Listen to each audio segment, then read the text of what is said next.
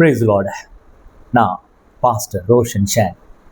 கிறிஸ்தவர்களுக்கு வரப்போகும் மிகப்பெரிய ஆபத்து. Don't share this 4 things with anyone என்று வேதம் சொல்லுது. அதாவது ஒரு குறிப்பிட்ட 4 காரியங்களை யாருடனும் பகிர்ந்து கொள்ளக்கூடாது என்று வேதாகமம் கிறிஸ்தவர்களுக்கு எச்சரிக்குது. என்ன அந்த 4 காரியங்கள் என்று நாம இன்னைக்கு இந்த காணொலியில பார்க்க போறோம். இந்த காணொலி நிச்சயமா உங்களுக்கு உதவும். இந்த காணொலியை முழுசா பாருங்க. இந்த காணொலியை மற்றவர்களோடு பகிர்ந்து கொள்ளுங்க.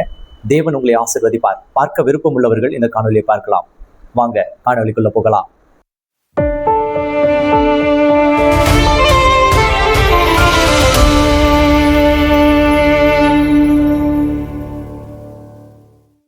கிறிஸ்தவர்கள் அன்பை பகிர்ந்து கொள்ளுகிறவர்கள்.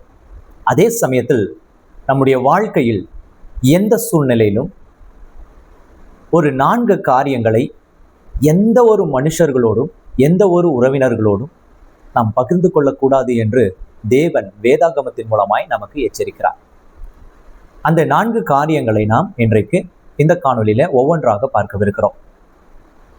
நாம் இதை மற்றவர்களோடு பகிர்ந்து கொள்வதனால இந்த பிசாசானவன் நம்மோடு மிகப்பெரிய ஒரு யுத்தத்தை செய்ய அவன் ஆயத்தமாய் விடுகிறான். தேவன் நமக்கு செய்ய வேண்டிய திட்டத்தை முன்கூட்டியே அவன் அறிந்து கொள்ளுகிறான். அதே சமயத்துல அநேக மனுஷனுடைய சிந்தை நமக்கு எதிராக திரும்புகிறது. வாங்க ஒவ்வொன்றாக அந்த காரியத்தை நம்ம பார்க்கலாம். 1, உங்கள் அடுத்த கட்ட நடவடிக்கைகளை யாருடனும் பகிர்ந்து கொள்ளக்கூடாது. அதாவது தேவன் உங்களுக்காக கொடுத்த ஒரு தரிசனம், அதுதான் உங்களுடைய அடுத்த கட்ட நடவடிக்கை. அதை ஒருவரோடும் பகிர்ந்து கொள்ளக்கூடாது. வேதாகமத்துல இந்த யோசேப்பு தேவன் அவனுக்கு கொடுத்த ஒரு தரிசனத்தை தன்னுடைய சகோதரர்களோடு பகிர்ந்து கொண்டான்.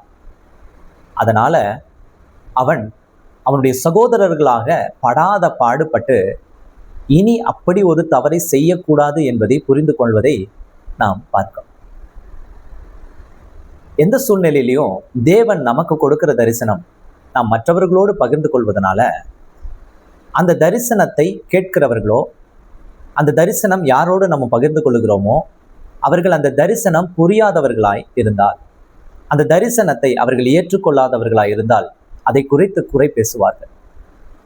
அதே சமயத்துல ஒரு காரியம் நடப்பதற்கு முன்பதாகவே தேவன் நம்மோடு பேசினதை நாம் வெளிப்படுத்துவதனால பிசாசானவன் அந்த தரிசனத்தை கெடுக்க நாமே வழி அவனுக்கு கொடுத்து விடுகிறோம். நீதிமொழிகள் 29ஆம் அதிகாரம் 11ஆம் வசனம் சொல்லுது, மூடன் தன் உள்ளத்தை எல்லாம் வெளிப்படுத்துகிறான், ஞானியோ அதை பின்னுக்கு அடக்கி வைக்கிறான் என்று எழுதப்பட்டிருக்கு. தேவன் உங்களுடைய ரகசியத்தை அடக்கி வைத்துக்கொண்டு பிசாசுக்கு நீங்கள் செய்யும் அடுத்த கட்ட காரியத்தை வெளிப்படுத்தாமல், இந்த மனிதர்களுக்கு வெளிப்படுத்தாமல் நடங்கள் என்று கற்றுத்தரார். 2வது காரியம், தேவன் உங்களுக்கு கூறும் அனைத்தையும் யாருடனும் சொல்லக்கூடாது என்கிறார். தேவன் நமக்கு எச்சரிக்கையை, தரிசனத்தை, நீங்கள் செய்ய வேண்டிய காரியங்களை, திட்டத்தை முன்கூட்டியே அறிவித்து விடுவார்.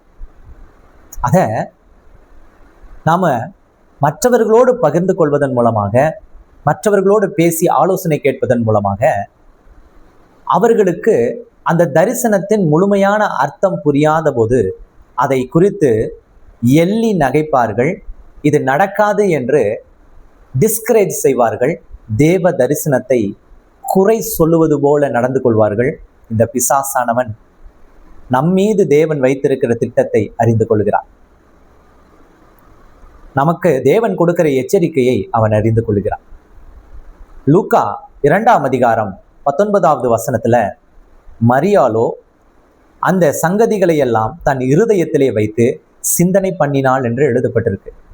தேவதூதன் மரியாளை சந்தித்த போது அவளுக்கு இப்படிப்பட்ட ஒரு பிள்ளை பிறக்கும் என்று சொல்லும்போது அவள் மற்றவர்களோடு அதை பகிர்ந்து கொள்ளாமல் இருதயத்தில் வைத்திருந்தாள்.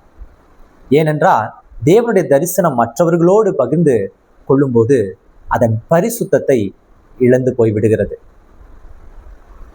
3, யாருடனும் நீங்கள் செய்யும் நல்ல காரியங்களை, உங்கள் தியாகத்தை பகிர்ந்து கொள்ளக்கூடாது. மத்தேயு எழுதின சுவிசேஷ புஸ்தகம் 6ஆம் அதிகாரம் 3ஆம் வசனம் சொல்லுது, நீயோ தர்மம் செய்யும்போது உன் தர்மம் அந்தகாரமாய் இருப்பதற்கு உன் வலது கை செய்கிறதை உன் இடது கை அறியாதிருக்க கடவுது என்று எழுதப்பட்டிருக்கு.